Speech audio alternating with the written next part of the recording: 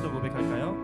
하나님의 사랑을 사모하는 자, 하나님의 평안을 바라보는 자, 너의 모든 것 창조하신 우리 주님이 너를 얼마나 사랑하시는지 하나님께 찬양과 경배하는 자, 하나님의 선하심을 닮아가는 자, 너의 모든 것 창조하신 우리 주님이 너를 자녀 삼으셨네. 하나님 사랑의 눈으로 하나님 사랑의 눈으로 너를 어느 때나 바라보시고 하나님 인자한 귀로서 언제나 너에게 기울이시니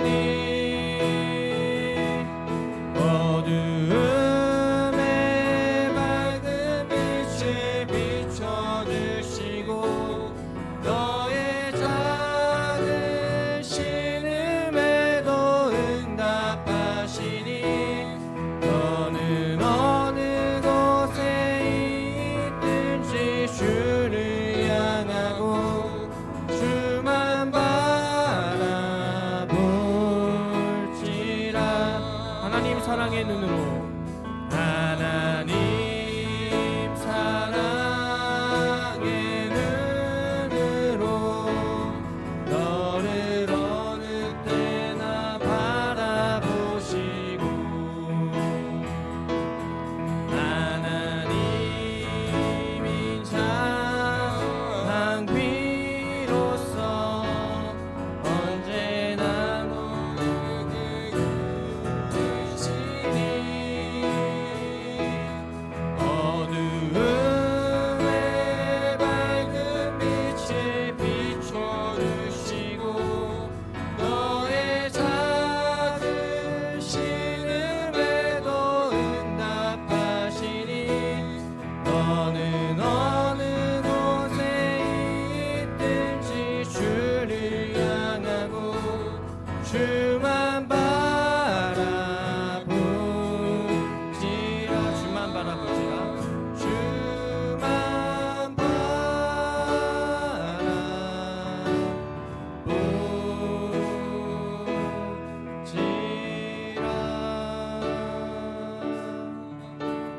아멘. 우리가 정말 이 찬양의 가사처럼 우리가 정말 하나님만 바라보는 예배가 되기를 소망합니다. 우리 함께 기쁜 마음으로 하나님 앞에 찬양하며 나아가도록 합시다.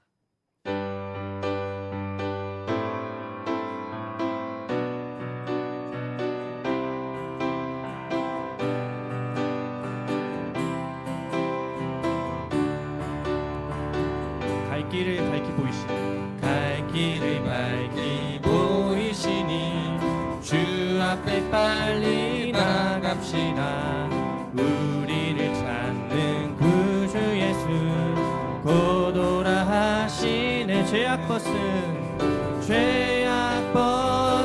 우리 영혼은 기뻐 뛰며 주를 보겠네. 하늘에 계신 주 예수를 영원히 섬기니. 우리를 오라 하시는 말, 우리를 오라 하시는 말 기쁘게 듣고 순종하세. 구주를 믿기 지체 말고 속속히 나가세. 죄악 벗은 우리 영혼은 기뻐 뛰며 주를 보겠네. 하늘에 계신 주 예수를 영원히 섬기니. 주 오늘 여기 계시오니. 주 오늘 여기 계시오니. 주의 말씀 들세 듣기도 하며 생각하니 참 진리시로다. 죄악 벗은 우리 영혼은 기뻐 뛰며 주를 보겠네. 하늘에 계신 주 예수를 영원히 섬기. 다시 한번 고백할까요? 주 오늘 여기 계시오니, 주 오늘 여기 계시오니 다 와서 주의 말씀 들세 듣기도 하며 생각하니 참 진리시로다. 죄악 벗은 우리 영혼은 기뻐 뛰며 주를 보겠네. 하늘에 계신 주 예수를 영원히 섬기리. 다시 한번 죄악 벗은 우리 영혼은 기뻐 뛰며 주를 보겠네. 하늘에 계신 주 예수를 영원히 섬기니. 내게 강 같은 평화, 내게 강 같은 평화, 내게 강 같은 평화 넘치네. 할렐루야. 내게 강 같은 평화, 내게 강 같은 평화, 내게 강 같은 평화 넘치네. 내게 바다 같은 사랑, 내게 바다 같은 사랑, 내게 바다 같은 사랑, 내게 바다 같은 사랑 넘치네.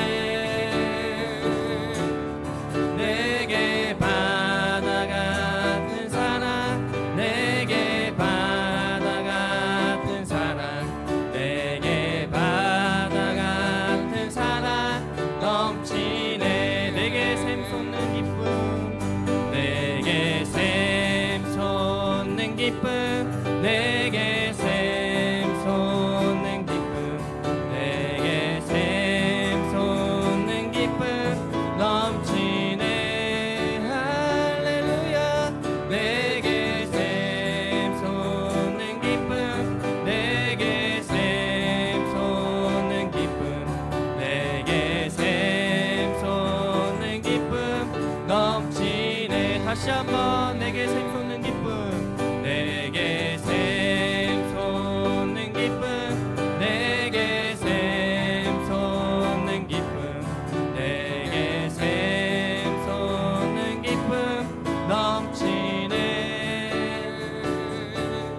내게 샘솟는 기쁨, 내게 샘솟는 기쁨, 내게 샘솟는 기쁨 넘치네. 하나님께 영광의 박수 올려드리도록 하겠습니다. 아멘.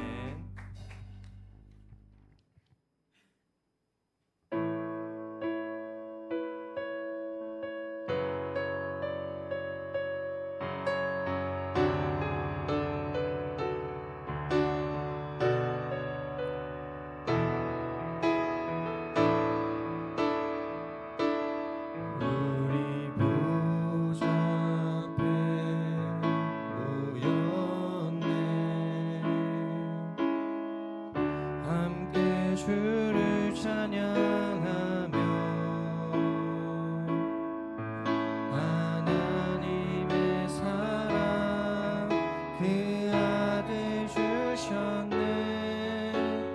그의 피로 우린 구원받았네.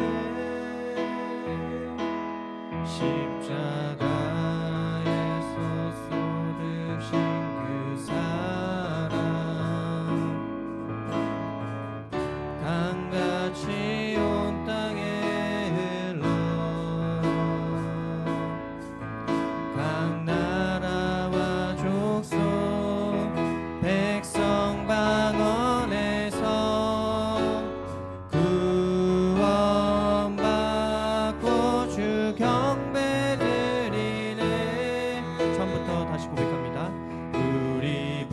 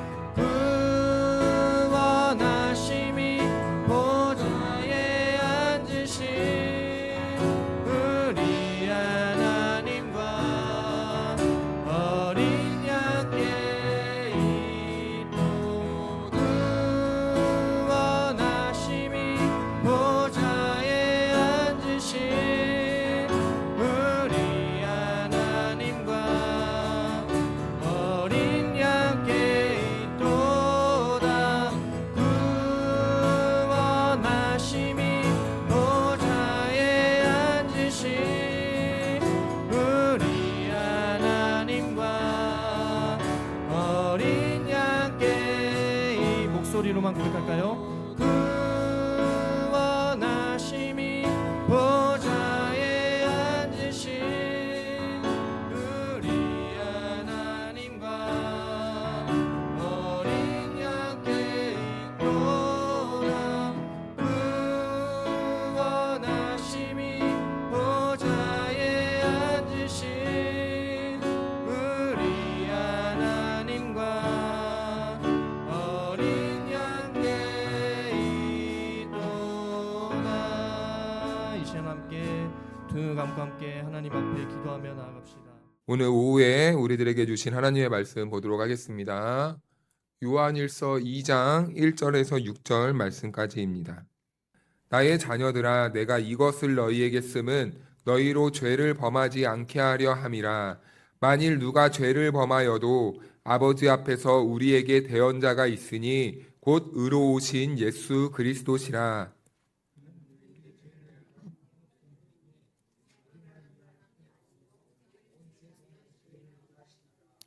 우리가 그의 계명을 지키면 이로써 우리가 그를 아는 줄로 알 것이요.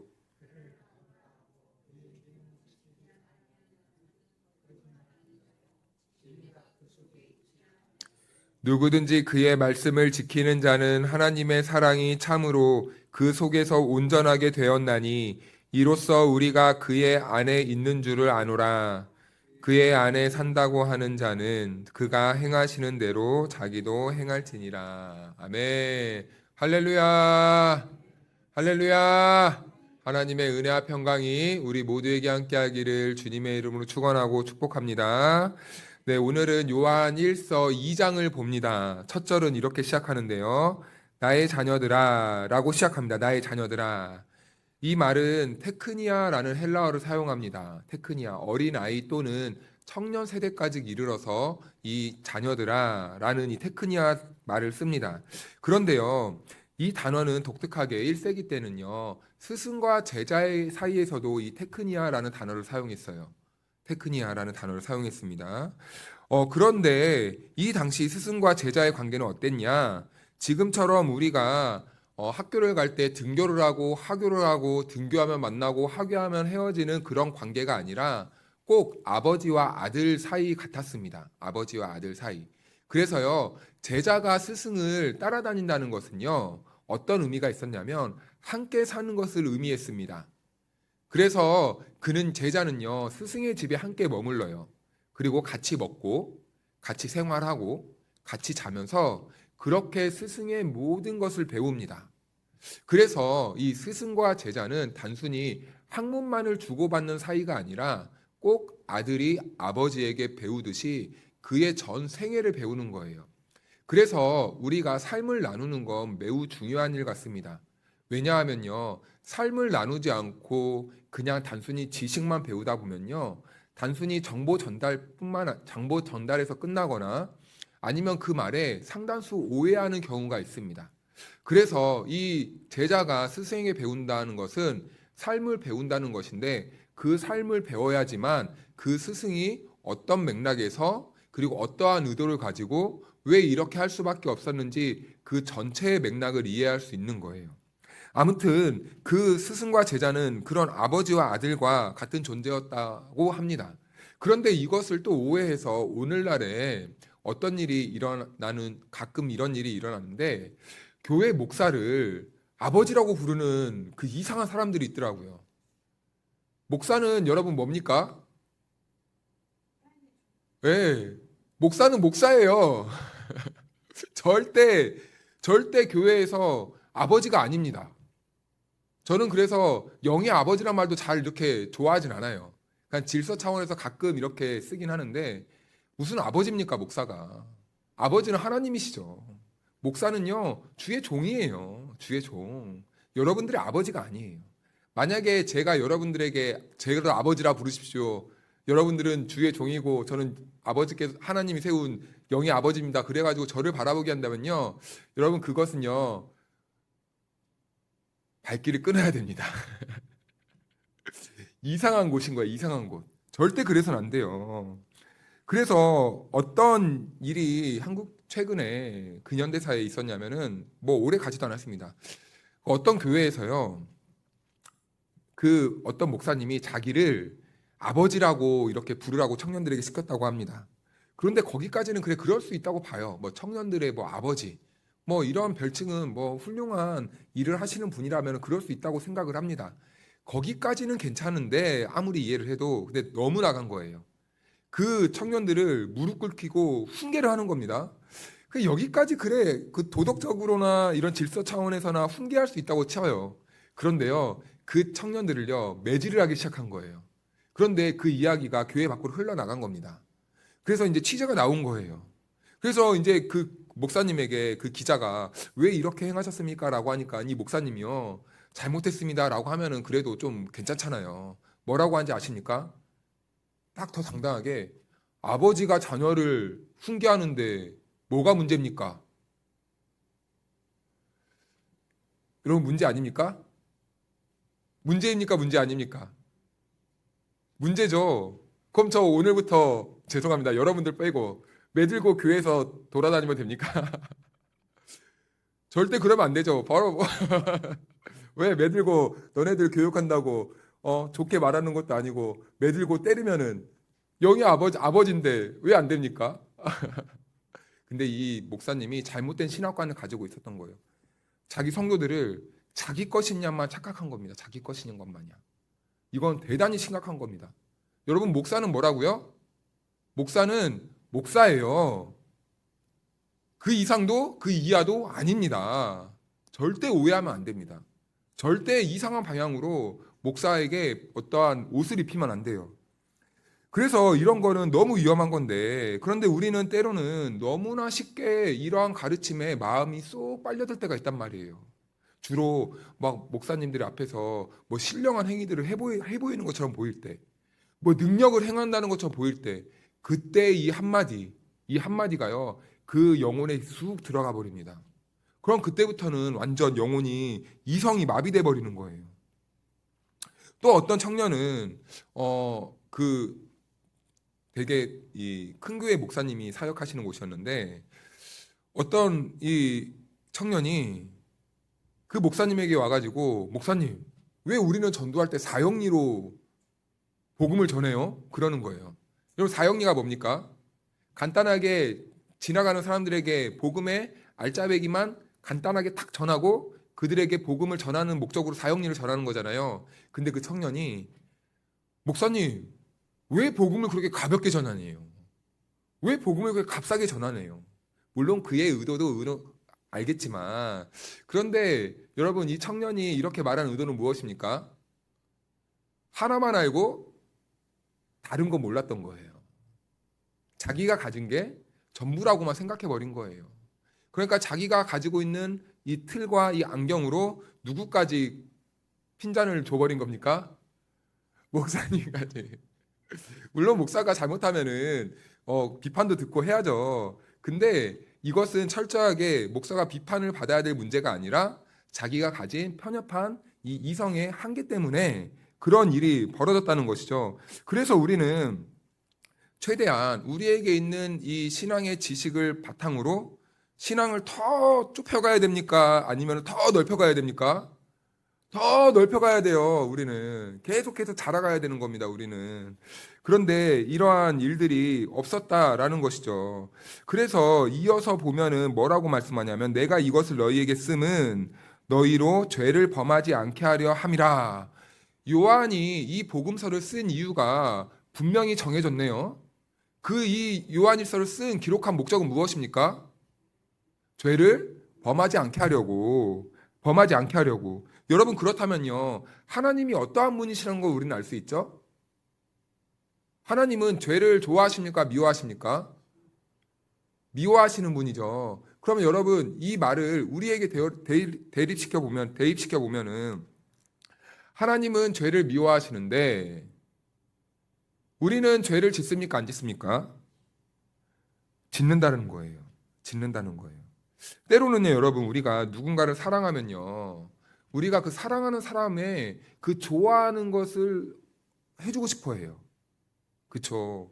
사랑하는 자녀가 생기면 우리 사랑하는 자녀에게 내가 뭘 많이 해줄까? 사랑하는 연인이 생기면 사랑하는 사람에게 뭘 많이 해줄까? 이게 정상적인 사랑의 마음을 가진 사람들의 태도잖아요. 그런데 여러분 그거 아십니까? 사랑은 내가 상대에게 좋아하는 것을 해주는 것일 수도 있지만 또 반대로 어떠한 행동이 있을까요? 그 사람이 싫어하는 것도 안 하는 거예요. 싫어하는 것도 안 하는 것이 사랑이라고 합니다. 그런데 우리는 계속 내가 사랑하니까 줘야 되고 내가 사랑하니까 받아야 되고 여기에만 있어요. 그러니까 맨날 해주다가 지치는 거예요.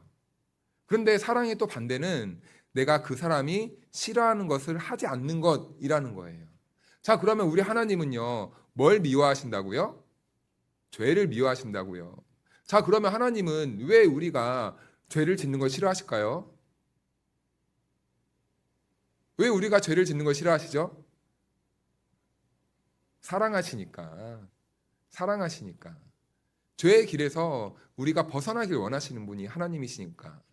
그래서 여러분 우리는요 때로는 신앙생활할 때 내가 하나님을 위해서 뭘 더해드릴까 하는 것도 귀한 생각이지만 우리는 때로는 잠깐 멈춰서서 내가 하나님을 위해서 뭘 안 해야 될까 라는 생각도 해야 된다는 겁니다. 내가 하나님의 뜻을 위해서 뭘 절제해야 될까? 내가 하나님을 위해서 내 삶에서 뭘 포기해야 될까? 뭘 하는 것도 중요한데 하나님이 싫어하는 것을 안 하다 보면은 우리에게 남는 건 뭐가 있을까요? 하나님이 기뻐하시는 것만 많이 남아 있는 거예요.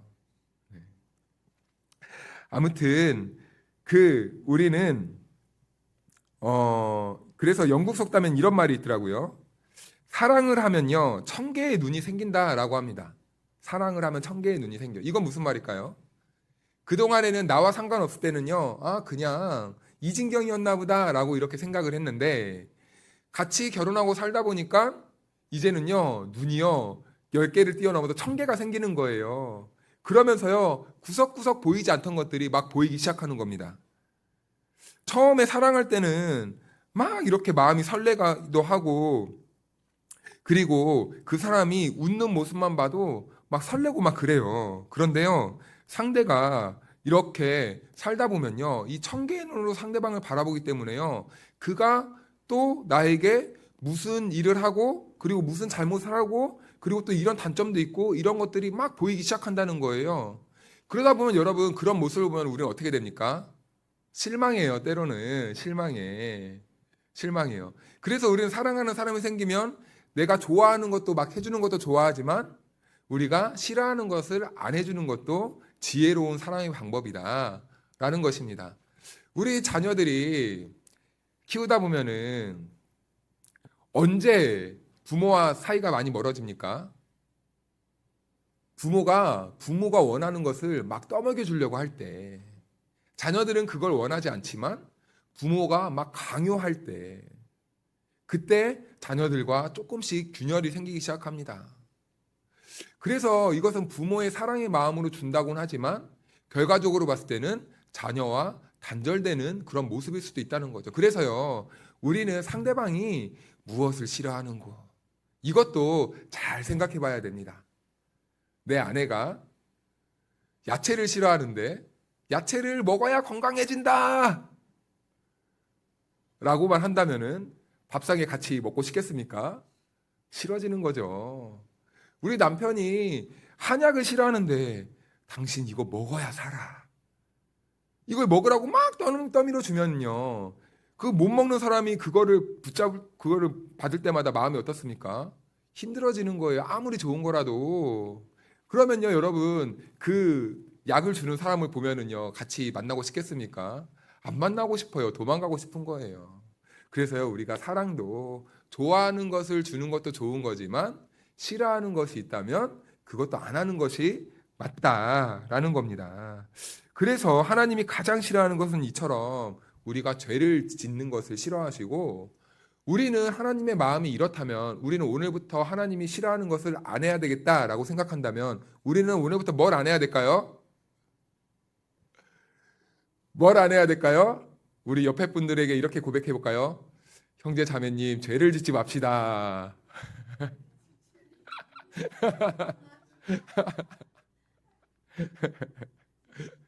할렐루야.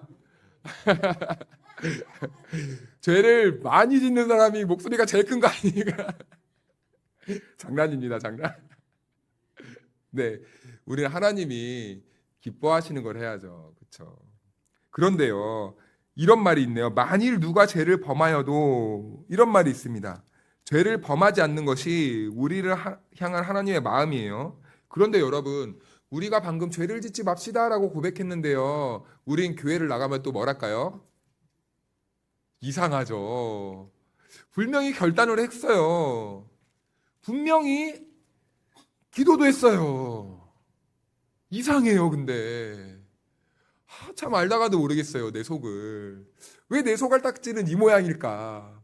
강단에 있으면 천사인데. 그래서 어떤 사모님이 목사님에게 당신은 강단에서 내려오지 마십시오.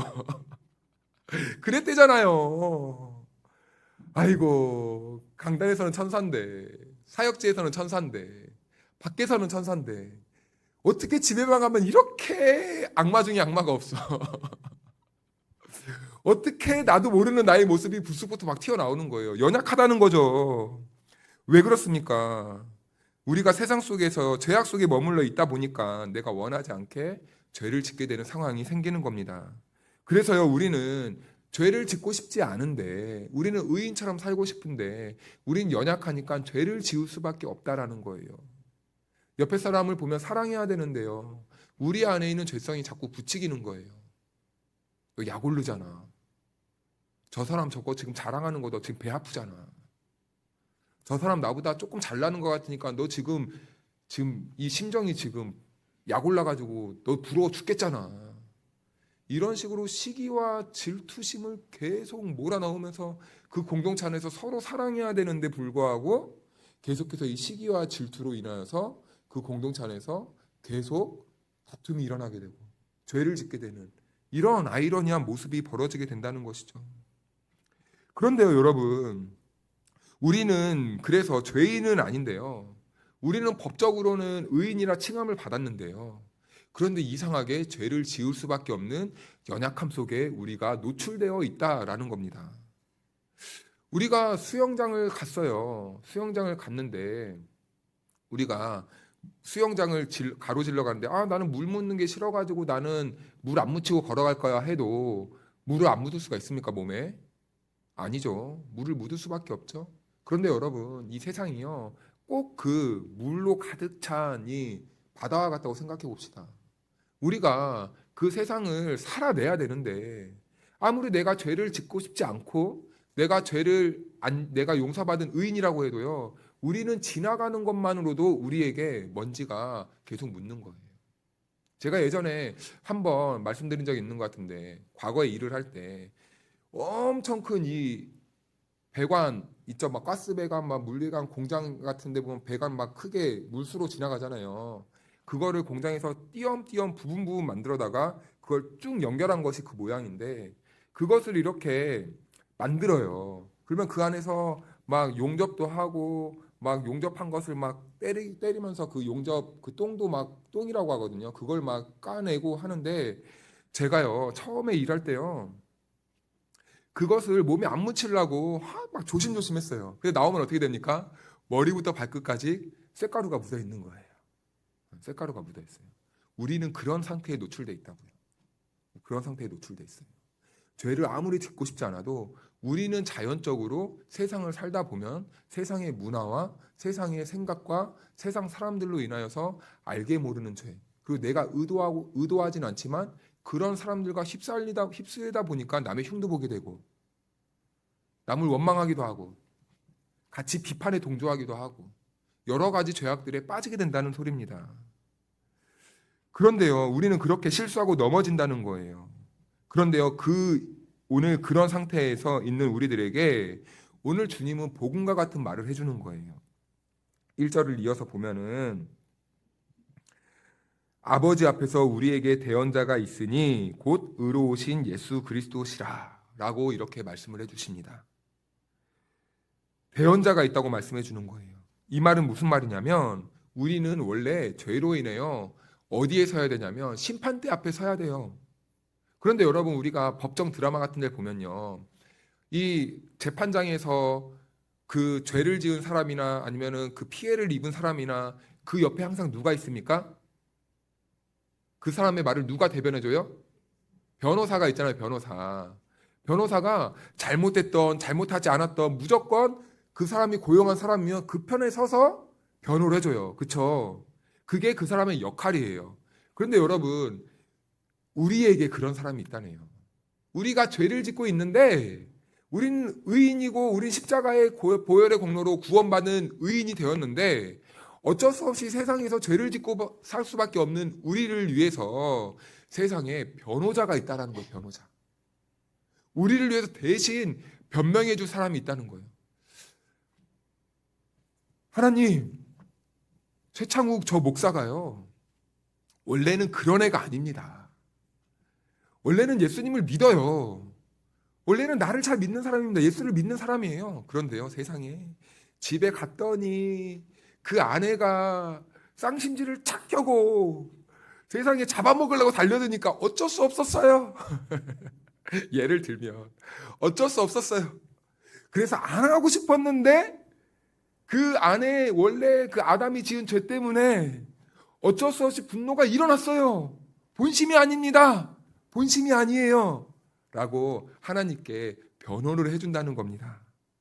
그분이 바로 예수님이라는 거죠. 그래서 우리는요, 본래 우리를 가만히 내버려 두면 우리는 심판대 앞에 서서 어디로 가야 됩니까? 지옥에 가야 돼요. 그런데 우리가 지옥 갈 백성인데 우리가 의롭게 되어서 천국 갈 수 있는 이유가 우리를 대변해 주시는 누가 있기 때문입니까? 예수님이 계시기 때문이죠. 예수님이. 그래서 우리는요, 우리의 자력으로 천국 가는 게 아니라 우리는 죄인이지만 이렇게 죄 많은 우리를 위해 대신해서 변명해 주시는 예수님이 있기 때문에 우리는 천국 갈 수 있게 되는 거예요. 동의하십니까? 그래서 여러분, 우리는 누구에게 잘 보여야 돼요? 사람에게 잘 보이면 안 됩니다. 우리는 항상 예수님께 잘 보여야 되는 거예요. 그 예수님께 잘 보일 수 있는 방법이 뭡니까? 뭘까요? 은혜를 아는 거죠.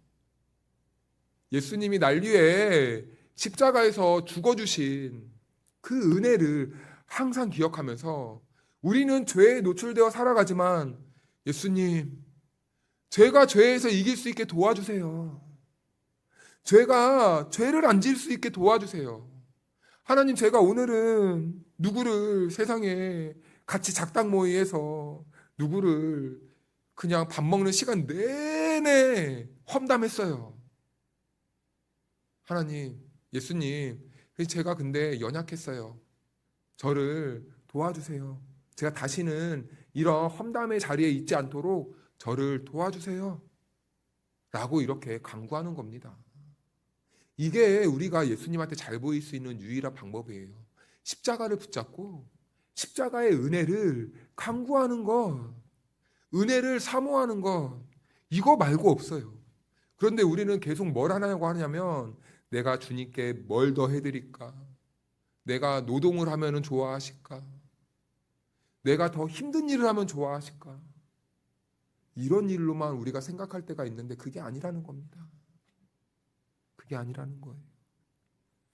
그런데 우리가 그렇게 의지할 수 있는 이유는 예수님께는 그런 권한과 권리가 있기 때문이죠. 마지막에 우리를 유일하게 변호해 주실 분은 예수님 한 분밖에 없는 것입니다. 그래서요, 사도 요한이 오늘 여기서 말하고 싶은 것은요, 이런 겁니다. 우리는 예수 그리스도의 보혈의 공로로 구원을 받았습니다.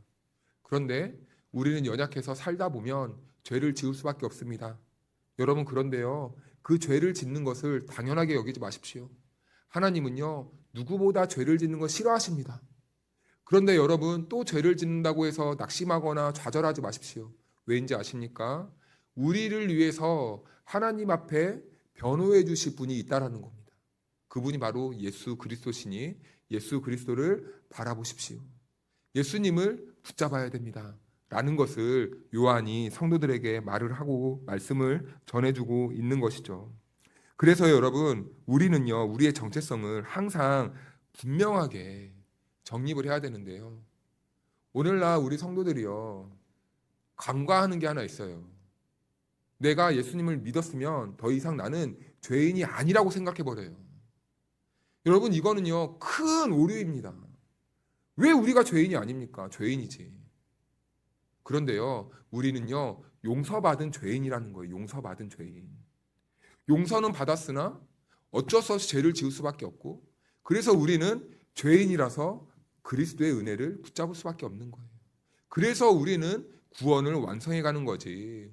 뻔뻔하게 내가 뭔 죄인인데, 내가 뭔 더 얼마나 죄를 내가 안 짓고 사는 사람인데, 도덕적으로 내가 얼마나 청렴한데, 도덕적으로 내가 얼마나 깨끗한데, 이런 식으로 우리가 우리를 의인인 것처럼 생각할 때가 있다는 겁니다. 근데요, 여러분, 너무 많아요. 그래서요, 사역지에 가면요, 왜 맨날 목사님들은 죄만 말하는지 모르겠어요. 우리가 뭘 그렇게 큰 죄를 지었는지 모르겠습니다. 이렇게 말해요. 이것은 여러분 근데 우리의 교만함이라는 겁니다. 교만함. 그래서 우리는 늘 하루하루요, 우리 하나님의 은혜가 필요한 그 존재라는 것을 인정하고, 그래서 우리는 날마다 하나님 앞에 나와서요, 그 은혜를 붙잡고 간구해야 되는 거예요. 그런데요, 여기까지는 그래도 많은 성도들이, 아, 맞아, 나는 그래, 어쩔 수 없는 죄인이지, 맞아, 그래서 난 예수님이 필요해, 여기까지는 동의합니다. 그런데요, 또 거기에서만 머물면 안 된다는 거예요. 왜냐하면 이게 또 잘못되면요, 자책으로만 빠져요. 죄송합니다. 자책으로만. 이게 심해지면요, 나는 왜 이럴까? 나는 왜 이 모양일까? 나는 왜 이거밖에 못할까? 그런데 여러분, 그런 무기력한 신앙으로 빠질 수가 있다는 겁니다. 그래서 우리는 늘 기억해야 되는 게 뭡니까? 날 위해서 대언해 주실 누가 계시다고요? 예수님이 계시다고요. 예수님. 그래서 우리 2절을 같이 한번 읽어볼까요? 시작. 그는 우리 죄를 위한 화목제물이니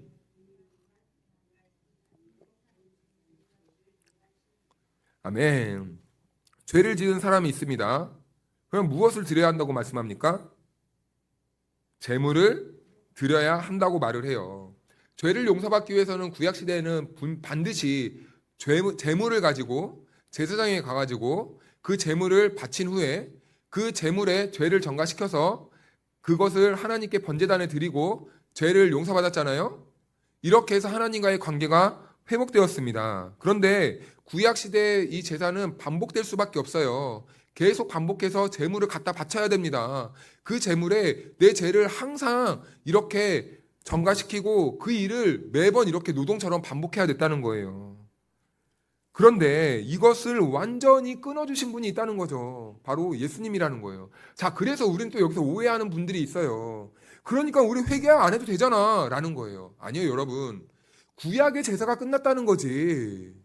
구약의 제사가 끝났다는 거예요. 근데 왜 이것을 회개 안 해도 된다고 이렇게 말씀을 하시는 분들이 있는지는 이해가 안 되지만, 우리는 더 이상 구약의 제사로 하나님께 나아가 죄 용서함 받는 게 아니라 우리는 예수님의 은혜 때문에 날마다 나의 죄를 고백하고 우리가 직접 하나님께 나아갈 수 있는 길이 열린 것이지, 죄를 회개하지 말라는 의미가 아닙니다.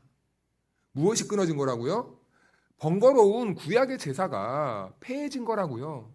그런데 그 구약의 제사를 완전하게 단번에 해결해 주신 분이 있는데, 그분이 누구라고요? 어린 양 되시는 예수 그리스도라고요. 그래서 우리는 더 이상 이 동물을 가지고 제사를 안 드려도 된다는 거예요. 대신에 누구를 붙잡고 누구를 의지해서 하나님께 나아갈 수 있습니까? 어린 양 되시는 예수 그리스도를 우리가 붙잡고 바라보고 우리가 하나님께 나아갈 수 있다는 것이지, 뭐 더 이상 우리는 회개할 필요가 없습니다. 그건 여러분 복음이 아닙니다. 복음이 아닌 거예요. 그건 이단입니다, 여러분. 우리 신학에서 그런 교리가 없어요. 그런 가르침도 없고. 그렇기 때문에 우리는 더욱더 우리의 죄를 용서해 주시고 우리를 깨끗하게 해주실 예수 그리스도를 바라보면서 우린 구원을 받았지만 그 구원을 어떻게 해야 됩니까? 완성해 가야 된다라는 것입니다. 그래서 그것을 해결해 주기 위해 우리 주님이 이 땅에 화목제물로 오셨다라는 겁니다. 화목제물로 보내주셨어요. 그래서 우리의 구원과 하나님의 사랑은요, 여기에서부터 시작되는 거예요. 우리의 죄는요, 우리가 스스로 씻을 수 없으니 완전한 제물이신 예수님 그리스도께서 화목제물로 오셔서 그분이 자기의 몸을 찢으시고 우리를 하나님께 나아갈 수 있는 길을 열어주셨다라는 겁니다. 그래서요, 그 일을 위해서 우리 주님이 친히 육신의 몸을 입고 이 땅에 오셨다고요. 그래서 우리가 당하는 수많은 고난을 당하시고 그리고 어려움을 겪으시고 결국에는 우리들의 죄악 때문에 예수님이 십자가에서 못 박혀 돌아가셨다라는 겁니다. 하지만 우리 예수님은 몸소 우리가 당하는 모든 고난을 다 당하시고 본인이 다 체휼하셨기 때문에 우리들을 이해해 주실 수 있고 우리가 죄를 지어서 예수님께 나아오면 아 그래 아무리 믿음이 있어도 연약할 수밖에 없는 거 나도 알아. 너 나한테 나왔으니까 내가 너의 그 마음을 보고 그 믿음을 보고 내가 용서해 줄게 라는 거예요. 그래서 여러분 이러한 사인들은 예수님 시대에 너무나 많이 보여졌습니다. 어떻게요? 병든 사람이 찾아왔습니다. 여러분 병든 사람은 그 시대의 관점에서 봤을 때 어떤 사람입니까? 죄인이에요. 우린 단순히 몸이 약해서 나왔다고 생각하면 안 됩니다. 죄인이에요. 죄인인 거예요. 왜? 하나님의 말씀을 떠난 결과가 몸으로 나타났다고 생각한 거예요. 그래서 이것을요, 단순하게 우리가 병든 사람이 나왔으니까 고침받았다? 아니에요. 죄인이 나와서 고침받은 겁니다. 누구의 이름으로요?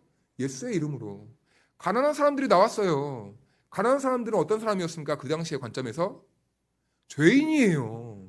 왜 죄인입니까?